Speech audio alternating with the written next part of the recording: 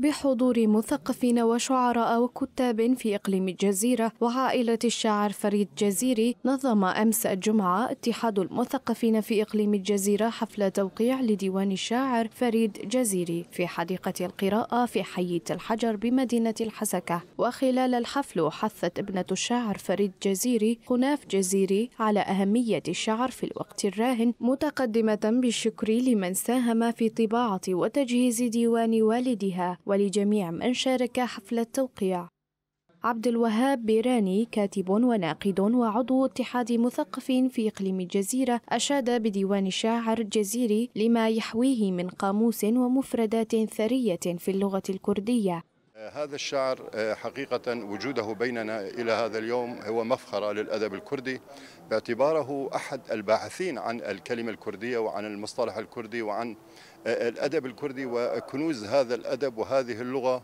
وديوانه بحقيقة الحال يحوي قاموس ومفردات ثرية جدا في اللغة الكردية، كان من الممكن أن تندثر لولا أنه حفظها ضمن أبيات قصائده الجميلة والبديعة التي جاءت على أوزان من البحور التي يعني يحتفي بها الشعر الكلاسيكي.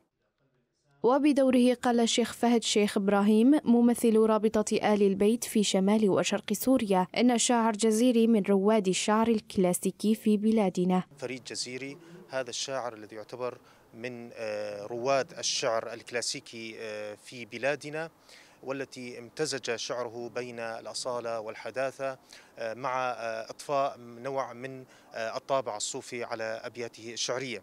طبعا أنا بهذا الخصوص أود أن أشكر اتحاد مثقفي الجزيرة على هذه اللفتة، لأنه نحن بحاجة إلى تكريم المبدعين في بلادنا لأنهم شموس وأقمار هذا المجتمع. ثم عرض سنفزيون عن حياة الشاعر فريد جزيري يتحدث فيه بنفسه ويشير من خلاله إلى الأهمية الكبيرة التي تحتلها الكتابة والشعر، وحث من خلالها على أهمية الشعر والكتابة التي تجسد المعنى الحقيقي للواقع المعاش. وفي الختام تم تسليم درع تذكاري لعائلة الشاعر فريد جزيري وتوزيع الكتاب على جميع الحضور وتوقيعه من قبل عائلته، حيث لم يتمكن الشاعر فريد جزيري من الحضور بسبب وضعه الصحي.